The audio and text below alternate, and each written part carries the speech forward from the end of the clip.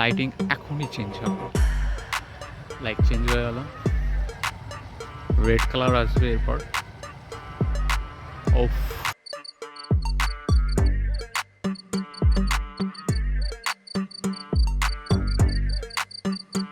Guys আজকে আমরা এলাম উজ্জয়ন রাজপ্রাসাদে, সেটা হচ্ছে ত্রিপুরা অবস্থিত। এই সাইডটা দাঁড়িয়ে আছে শহীদ ক্ষুদিরাম, এর পাশে দাঁড়িয়ে আছেন মাস্টারদা সূর্য সেনের নেতৃত্বে অস্ত্রাগার লুণ্ঠন হয়েছিল ব্রিটিশদের বিরুদ্ধে। এই গেট এন্ট্রি সাইড দিয়ে আপনি ঢুকবেন, বর্তমানে টিকিটের মূল্য করেছে 50 টাকা।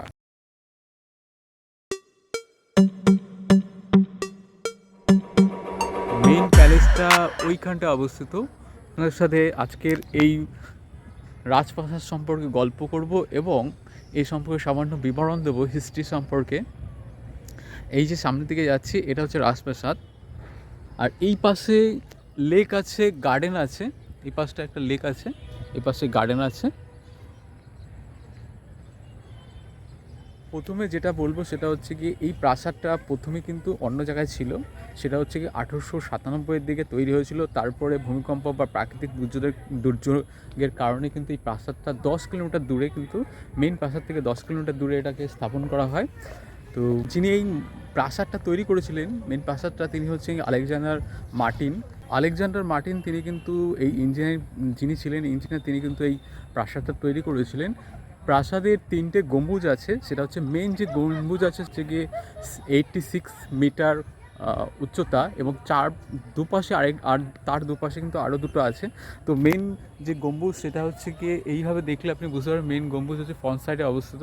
মানে ফ্রন্ট সাইড থেকে যে গম্বুজটা আছে সেটা হচ্ছে 86 মিটার, এবং সাইডে সেগুলো মেজারমেন্ট অ্যাকচুয়ালি এখন আমি বলতে পারছি না। ত্রিপুরায় যারা আসছেন তারা অবশ্যই 3টে প্লেস দেখে যাবেন। সেটা হচ্ছে কসবা কালীবাড়ি, যেটা হচ্ছে গিয়ে পুরো বর্ডারের পাশে অবস্থিত। সেকেন্ড হচ্ছে গিয়ে নির্মল, আর নেক্সট হচ্ছে কি একটা মিউজিয়ামের মতো করা হয়েছে, গভর্নমেন্ট পুরো দায়িত্ব নিয়ে করেছে। আরেকটা যেটা কথা বলবো সেটা হচ্ছে কি, বর্তমানে যদিও ত্রিপুরা ভারতের অন্তর্ভুক্ত হয়েছে, কিন্তু স্বাধীনতার পরে কিন্তু কাশ্মীরের মতো এগুলো কিন্তু অন্তর্ভুক্ত হয়েছে। এগুলো কিন্তু মানে রাজার অধীনেই এগুলো ছিল। পরবর্তীকালে তারা মনে করেছে এখানে যুক্ত হবে। সামনে হচ্ছে গার্ডেন রয়েছে, আর এখানে ইন্ডিয়ান পতাকা রয়েছে, আর এখানে সাঁকোর মতো তৈরি করা হয়েছে, জল যাচ্ছে এখান থেকে সামনে দিয়ে। ফোয়ারা এখন দেয়নি, রাতেরবেলায় দেবে। আর এই মেন যে প্রাসাদ এইরকম দেখতে, আর রাতের বেলায় আলো পড়লে আরও ফুটে উঠবে। বর্তমানে 5:30 পর্যন্ত কিন্তু খোলা থাকে, দিনে 9টা থেকে। আপনি যখন প্রবেশ করবেন, এন্ট্রি গেট হচ্ছে কি ওয়ে টু এন্ট্রি সামনের দিক থেকে, আর যখন এক্সিট করবেন উপরের থেকে।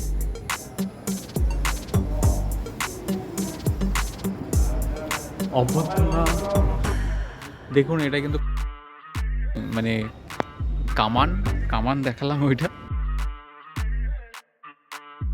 Sound and light show start হবে 6টা থেকে, তার জন্য আপনাদের আলাদা টিকিট কাটতে হবে। আর দিনের শেষে কিন্তু 5:30 পর্যন্ত এটা খোলা থাকে। এটা সন্ধ্যাবেলা যদি আসেন আপনি লাইটটা দেখুন। এই পাশটার গার্ডেন দিয়ে খুব সুন্দর করে এদিকে সাজিয়েছে।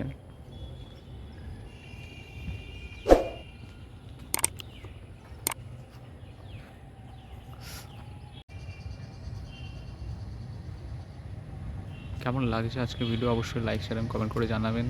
আপনারা যারা মিউজিয়াম ভিজিট করে তাদের একটা কথা বলি, ত্রিপুরা অ্যাকচুয়ালি ভারতবর্ষে যুক্ত হয়েছে স্বাধীনতার পরে। তো এখানে অ্যাকচুয়ালি মিউজিয়ামের ভিতরে রাখা হয়েছে এখানকার যে শিল্প সংস্কৃতি, কৃষিকার্য, তারপরে বা পশু শিকার, সমস্ত কিছু নিয়ে এখানে কিছু সাজানো হয়েছে। তারপরে এখানে ট্রাইবালদের যে পোশাক আছে সেটা কিন্তু রাখা আছে। বেসিক্যালি মনু বং যেটা আছে সেটা একটা আলাদা ভিডিও করেছি, ওই ভিডিওটা দেখতে পারেন। কসবা কালীবাড়ি আছে, তাছাড়া আছে ত্রিপুরেশ্বরী মন্দির। ওইখানকার সমস্ত সংস্কৃতি, শিল্প এবং যে কালচারাল সমস্ত কিছুর জন্যে কিন্তু পাট করে ভাগ করা দেওয়া হয়েছে, যেভাবে কীভাবে কৃষিকাজ করছে, কীভাবে শিল্প মানে পশু শিকার করছে, তারপর ট্রাইবেলদের জনজীবন, তারা কী ভাষা বলছে, সমস্ত কিছু নিয়ে হচ্ছে কি এইখানে মিউজিয়ামটাকে তৈরি করা হয়। সুন্দর ফুটে উঠেছে এই প্রাসাদটি, এত সুন্দরভাবে লাইটটাকে সাজিয়েছে এলইডি দিয়ে, এবং লাইটিং চেঞ্জও হয় মাঝে মাঝে। এখন প্রায় 5:30টার দিকে হয়ে গেছে, মানে 5টার উপরে বাজে। কখনো রেড কালার, কখনো গ্রিন কালার, সবুজ কালার।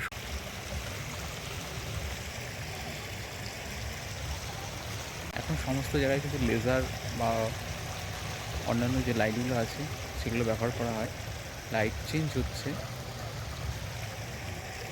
ত্রিপুরার মহারাজার এটা হচ্ছে গিয়ে স্ট্যাচু সামনেই আছে। তো তিনি এই রাজপ্রাসাদটা তৈরি করেছেন, যদিও আলো কম আছে তার জন্য এইরকম একটু ভিডিও আসছে। ত্রিপুরার রাজা হচ্ছে গিয়ে রাধাকিশোর মাণিক্য। স্ট্যাচুর ঠিক অপোজিটে এই যে আছে, এর ঠিক অপোজিটে কিন্তু